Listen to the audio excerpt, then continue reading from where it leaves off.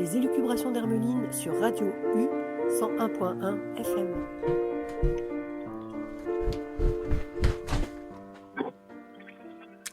C'est dimanche, il est 21h à Brest. Vous êtes à l'écoute de Radio U sur 101.1 FM. Chers auditeurs, bonsoir.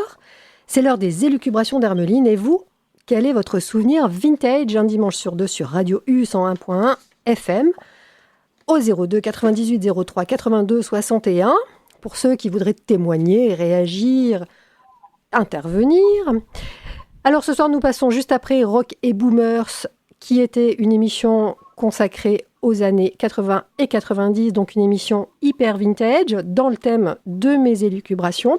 Merci Loïc, qui anime Rock et Boomers, si tu m'entends Loïc.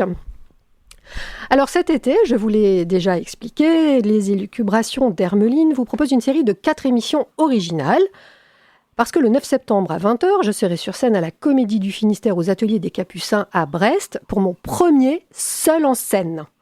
Un spectacle dans le prolongement de l'émission Les élucubrations d'Hermeline. Et vous, quel est votre souvenir vintage sur Radio U 101.1 FM.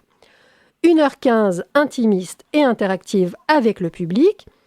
Alors le spectacle sur scène est mis en scène avec Hugo Laborie, mon prof d'impro à la Comédie du Finistère, que j'ai eu déjà l'occasion d'inviter en juin en replay sur Radio U.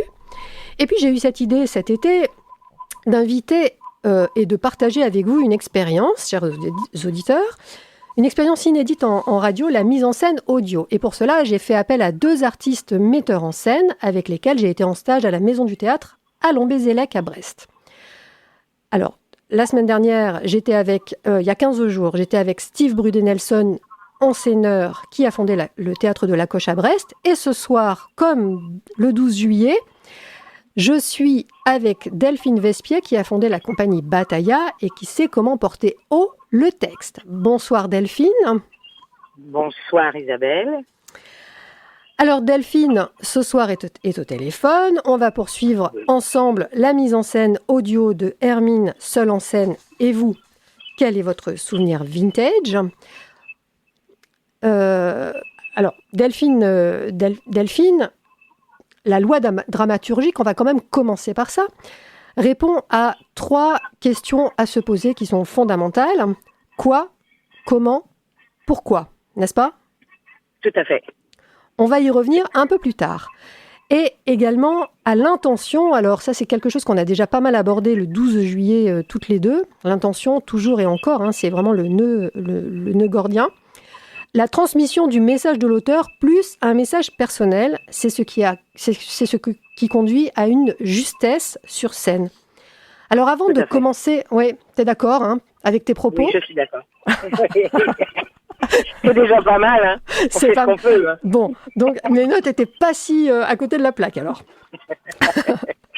Alors porter haut le texte, c'est aussi suivre le texte. Et veiller en particulier donc à la ponctuation comme un repérage géographique, dis-tu, qui permet de réguler la vitesse de lecture et de respirer et d'éviter tout contresens. Alors, avant de commencer avec moi, mon texte et mes souvenirs vintage, je propose d'approfondir avec ton texte, un texte à toi que tu as mis en scène, Ulysse de James Joyce.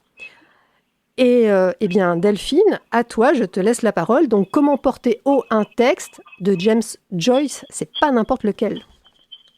Voilà, la mise en scène était de Luc Jaminet, mais c'est un texte, c'est donc Molly Bloom, c'est le dernier chapitre d'Ulysse. Et c'est donc un monologue de pensée intérieure. Très bien. Donc, voilà. C'était étouffant aujourd'hui. La pluie était délicieuse, juste à la fin de mon premier sommeil. Oh, j'avais cru que ça allait faire comme à Gibraltar. Bonté divine, quelle chaleur avant que le Mistral n'arrive, noir comme la nuit, et le rocher qui était blafard, et les moustiquaires, et l'odeur de l'eau de pluie dans les réservoirs. On guette le soleil qui tout le temps vous brûle, il a tout fané. Cette jolie robe que l'ami de papa m'avait envoyée, je sors d'un bon bain chaud et me sens comme un chien bien propre. Je donnerais tout au monde pour revenir à Gibraltar et vous entendre chanter dans le vieux Madrid. Oui, il était malade de rire quand j'imitais le chien qui aboyait. J'étais comme dans un bain de vapeur. Ma chemise mouillée par la sueur collait entre mes fesses et j'étais assise et je me levais, elles étaient si grasses et si fermes quand je me mettais debout sur les coussins du divan. Seigneur, comme tout ça est loin. Ça paraît des siècles. Et jamais de visite ni de lettre. Rien que sa lettre. Et la carte de Milly ce matin. Ah, voyez ça, à lui, elle écrit une lettre. J'aimerais tant que quelqu'un m'écrive une lettre d'amour. Il n'y a pas grand-chose dans la sienne. Et je lui avais dit qu'il pouvait m'écrire ce qu'il voulait.